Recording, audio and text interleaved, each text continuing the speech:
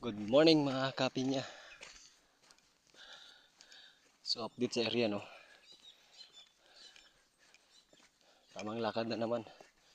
So malapit lang po ako sa Kalasangi sa mga bahay ng mayayaman, bahay ng mga manager sa DUL. Malapit lang po ako.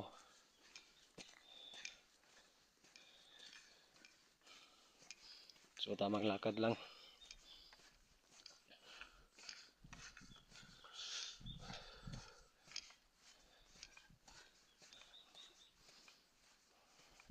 So malapit na ako sa Matutom.